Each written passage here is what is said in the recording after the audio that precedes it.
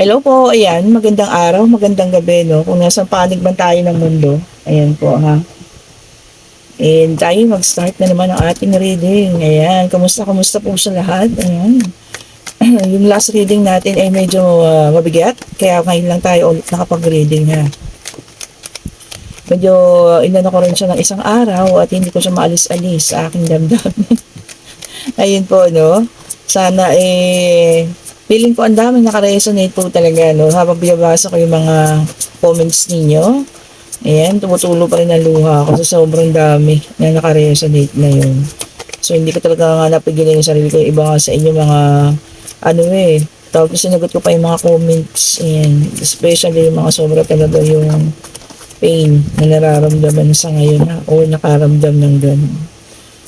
Ayan, moving forward na tayo ha. Grabe kasi naman yung mga ganong pakiramdam. Sobra-sobra po yung sakit. Kung sino man yung mga nakapagdaan or dumaan sa ganong sitwasyon or dumadaan. Sana po maalisan ninyo yan. Ayan, ipapanalangin ko na sana ay inyo yung tawag dito malampasan. Ayan po. Iba-iba yung mga gender. May lalaki, may babae. Ayan po ha, yung mga nag-message or nag-comment. Ayan. Meron pa nga mga nag-personal message sa akin. Meron tayong the moon. Ayan. Meron tayong the moon. Unang-una. Meron pa mga nag-message siya. Kaya na sinasabi, ma'am, ako po yun. Sobrang sakit po talaga. Mga ganyan. Talagang it was so painful. Yan ha. Meron tayong nagsisisi dito. And ang ating Queen of Pentacles. Ayan. Parang maganda lang kinabukasan ng ating Queen of Pentacles sa ngayon. Parang nung nakaraan Queen of Pentacles na yun, yung sobrang pain yung kanyang nararanasan. Ito, ano kaya ito? Parang maganda ngayon. Excitement. Yan. Oops. A promise of a new beginning. Ace of Swords. Ganda, ha? Oops. Ito na. Sunod-sunod naman. Same thing po, Ace of Wands. And meron tayong the Strength. And ito ang ating Ace of Cups. Naku, may ingay tayo naririnig. Pasensya na po, ha? And meron din tayong the Strength. And ang Ace of Wands. Ayan. Tapos kunin na natin to. Tignan nyo yan. So, ayan ha. Meron isang tao nag-iilusyon. Ayan. Taong nakasakit sa inyo. Ayan puro regrets na siya ngayon. Puro pagsisisi. Ayan, nasaktan ng ating Queen of Pentacles. Pero si Queen of Pentacles ay para sa new beginning na. Meron na rin isang tao na nagpapatibok ng kanyang puso. Ayan. Na maaaring isang taong kanyang anong tawag dito? Naging kasama niya dun sa mga oras po, na talagang siya ay nagkaroon ng mga pain experiences. Ayan, ito yung taong dumamay sa kanya. Yun. Ayan, dalawa sila. Kung nakikita nyo, nandito na sila talaga sa new beginning. New beginning. At ito sila, kumaga iniiwan na nila yung mga nakaraan. Ito, may isang tao tuloy na sising-sisi. Di ba?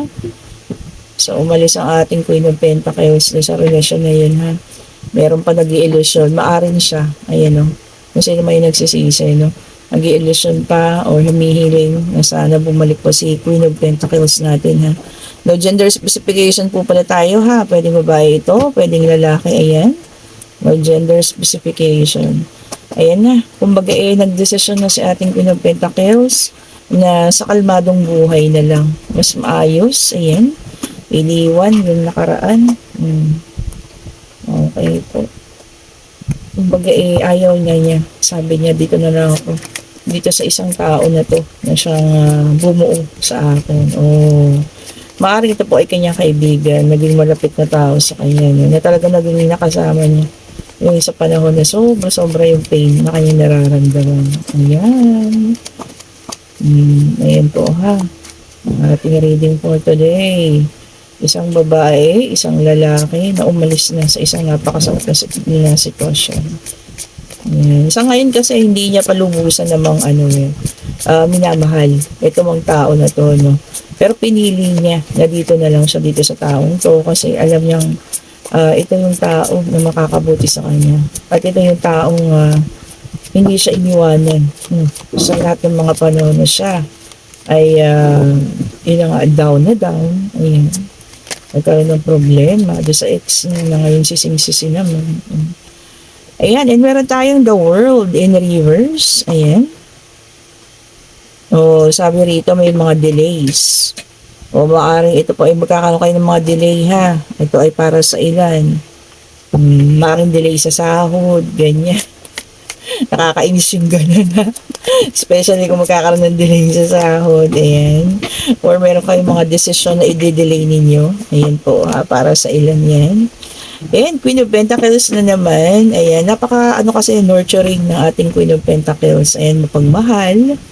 Ayan po ha. Tapos dito, sabi nila, a working parent. Napakasipag na tao ha. Magulang daw. Isang masipag na magulang. Kung kayo man yan ha. So kayo rin ay isang Queen of Pentacles. Pili ko nga Queen of Pentacles din ako because alam niyo na, working parent. Ayan, ginagawa ang lahat ha. Success and victory awaits. Progress. Ayan. May self-confidence din. So, mabubuo ang self-confidence sa katawan. Ayan, para sa ilan. Magiging victorious, ma'am ha. Ayan, kung ano man yan, nakatahakin ninyong landas.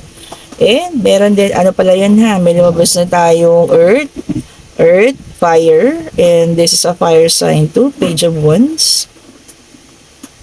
Magkakaroon ng limitless potential.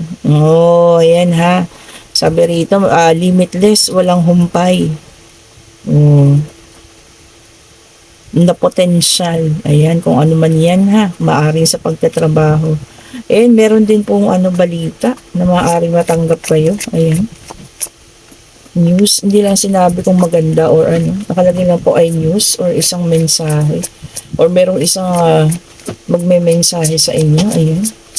Kung ano man yung kanyang sasabihin, importante yata ito, no? Ayan. And meron din sa inyo humahanap ng freedom.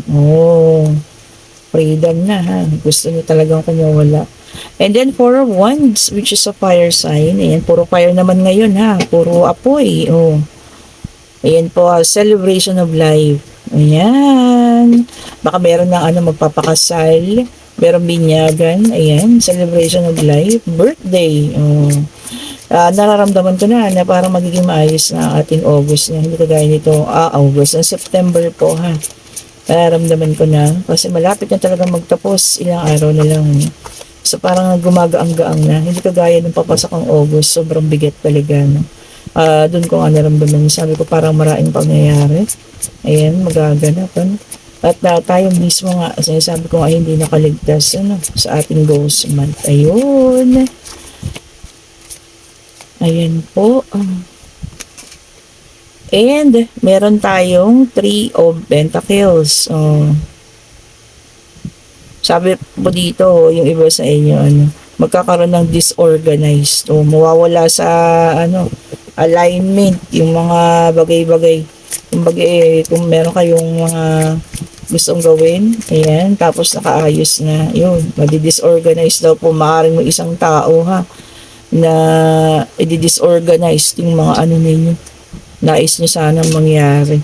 And, meron din tayong the lovers, ayan po, talagang yung iba sa inyo magkakaroon ng union, sa iba po yan ha, hindi dun sa nauna. Kasi yung una nga, umalis na talaga inalisan yung mga yun, ayun. Sa iba sa inyo may union and partnership. Meron talaga mga ikakasal na ha. Maganda rin naman kasi ang buwan ng September po para sa pagpapakasal or maaaring engagement. And then meron din tayong Page of Cups. Ayan. Kaso naka-reverse. Some of you magkakaroon ng disappointments. Ayan. Maaring sa paghahanap buhay, maaring sa kapartner, maaring sa bahay ninyo ha. Kung ano yung disappointment na yan. And meron tayong justice in reverse.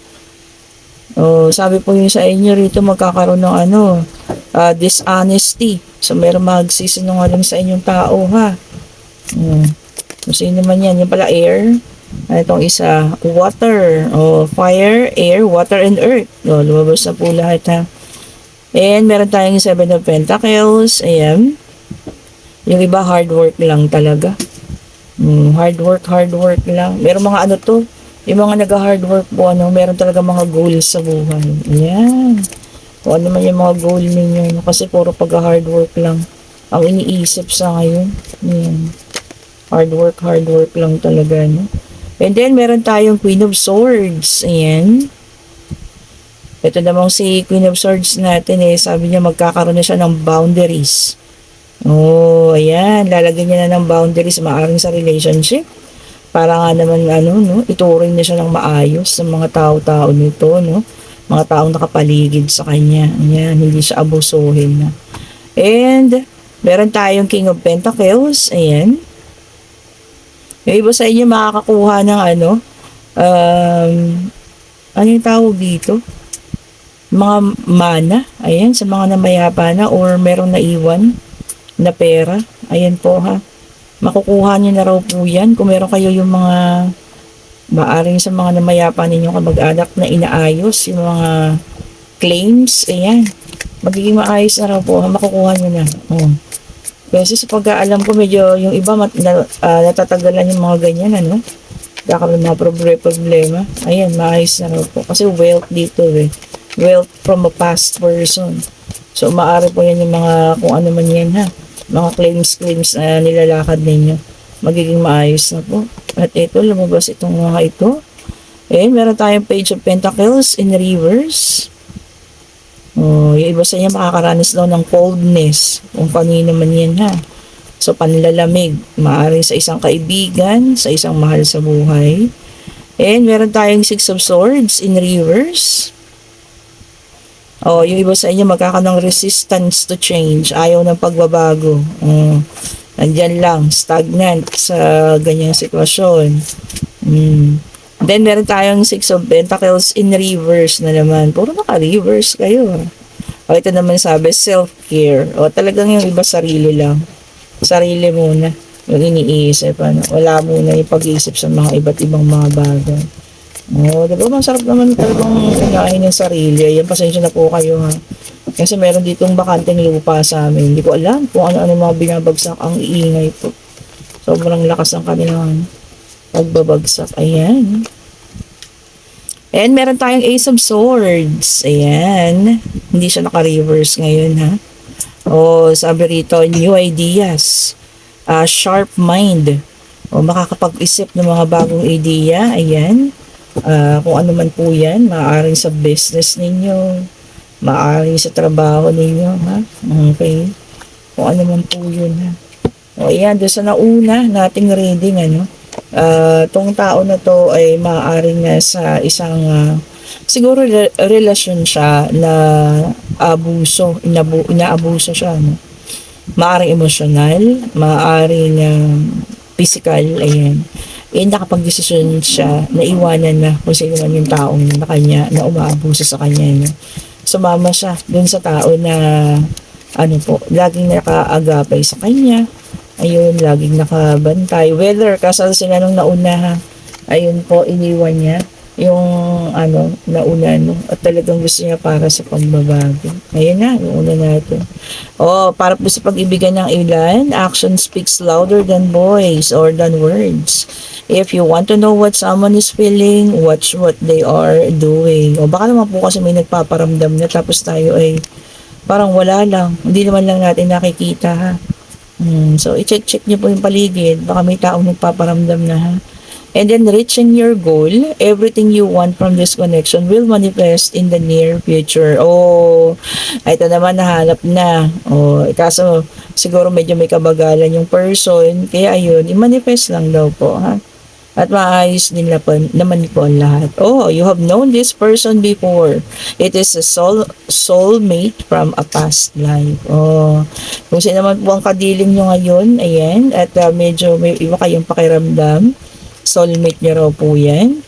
And unbreakable ang love. Ba't ganun, Pagka yung galing sa past, unbreakable agad. Oh, ayan this person has a genuine love for you, can overcome any issues that may arise. Oh, maaaring yung ka-soulmate ay unbreakable. Oo nga, kasi soulmate na yun no? Kaya unbreakable na yung love. And ngayon, eto no, tayo po ay magtanong na. Answerable by yes or no. Ayan, kung ano man po yan ha. Kung ano man po ang inyong katanungan, pag-ibig, financial, sitwasyon, ayan, kung ano man po yan. Ayun na. And ang sagot po sa ngayon ay no, ayan. And ang ilan sa inyo talaga mayroong pakiramdam na natatrap pa rin sa mga nakaraan, ayan. Sa mga sitwasyon, kung ano man po yan ha. Bitawan na po ha. Kung ano man po yung mga sitwasyon na yan na natatrap tayo, bitawan na. Para po tayo ay makamove on na sa mga bagay-bagay po. Ayan, maganda ang ating reading ngayon. Ano? Isang taong nakapag-desisyon na iwanan na yung nakaraan. Ayan. At sumama siya doon sa isang taong talagang yun ang mismong tumutulong sa kanya. Meron naman kasing ganun po talaga no? Isang tao na nakasama mo ng matagal na tapos yun, yung pakiramdam na binibigay sa'yo. Emotional na pananakit, physical na pananakit. O may isang taong nagparamdam sa'yo ng totoong pag-ibig. O, di ba? Di sumama ka ngayon. Itong iniwanan mo, panay ang pagsisisi. O, di po ba? Sobrang kasing pain na rin yung nararamdaman mo. So, ayan po ha. And, tawag dito, patalistas tayo. Kung sino man ang may gusto ng ating mga bracelet. Ayan, meron pa tayong tiger eye. Ayan, para sa clarity, wisdom. Ayan, kung meron kayong mga gustong alamin, magsuot kayo ng tiger eye. At syempre, ang ating para sa pag-ibig, ayan, ang ating, ang tawag dito, ano po ba ito? Nakalimutan ko na. Grabe sarap ko silang tulog ko Ayan. Ayan po ang ating para sa pag-ibig. Niisip ko pa talaga. Ito ang ating citrine, ayan. Ito po para sa financial. Niisip ko talaga ito, nakalimutan ko po talaga. Grabe. Ito nakalimutan ko siya. Pero ito po ay para sa pag-ibig ayan. Ito yung mas dark na kulay at ito yung mas light. Ito with pechay, ayan. Rose quartz. Ayan, naisip ko. At syempre, napaka-powerful na amethyst. Ayan. And ito po para sa negativity. Para mali sa mga negativity, ang ating black tourmaline with evil eye. Ayan. And ito po para sa ano din, financial, ang ating mga citrine. Ayan. Ito yung light and yung isa yung dark. So, dalawang klase sila po ngayon. Kasi naman po, may gusto, ayan message po ako sa Messenger or sa Facebook. Mystic Tarot din po, or i-click nyo yung link ko dyan sa description box po Tapos mapupunta kayo din sa Facebook natin and mag-message po kayo. Ayan, ang ingay po talaga So iksian ko lang muna itong ating hindi ko alam pa na yung mga binabagsak nila dito sa bakanteng lupa sa amin. Ayan, and kung gusto niyo po pala ng tarot reading, ayan, Friday ngayon. So nakailan na ako kaninang umaga. Ayan, may katatapos ako ngayon. Pwede pa po Ayan, wala na akong schedule paggabi. Natapos ko na yung umaga at natapos ko na rin yung panghapon. Ayan. Pwede pa tayo hanggang alauna. Ayan, magpa-reading na po kayo dahil today is Friday. Ayan, yung mga nasa abroad, pwede na rin mag-start mamayang alauna kung gusto niyo ng reading po Reach out niyo rin po ako sa Mystic Tarot. Ayan. And sana po hinihiling ko lang kagaya nitong sa na-reading natin kung kayo man ay dumadaan sa sobrang pain ngayon, sana matapusan nyo na rin at malampasan po ninyo Thank you so much po sa lahat ng sumusubaybay. Kung nagugustuhan niyo yung ating reading, pa-like, pa-subscribe, and hit the notification bell po para po updated kayo sa ating mga bagong release ng mga video. Ayan, tama naman kung sobrang sakit na po kung sobrang hindi na siya nakakatulong sa inyo, bitawan na. Ayan. At doon tayo sa tao na alam natin makakatulong sa atin at mamahalin tayo ng lubusan. Okay po, diba? No? Ang ganda ng messages na to. So, ayan, kahit pangakasal kayo kung talagang wala na at hindi ka na niya nire-respeto, bakit ba hindi? So, kailangan na pong ibitawan at iwanan And papasok na tayo ng September Abangan niyo po yung aking ginagawang reading. for the month of September. Baka i-release ko to ng Sunday. Sunday ng gabi po. Ayan. Thank you so much po. Have a great day. Mag-ingat po ang lahat, umuulan-ulan. Biglang mainit muna sa umaga, tapos biglang umuulan. Nakakasakit po siya. Ayan. And sobrang nakakapagod yung ganung pakiramdam. Thank you po. And blessing para sa lahat. Pakiklaim na po, ha? Ayun, blessing and abundance po, ha, para sa lahat. Bye-bye po. Thank you so much.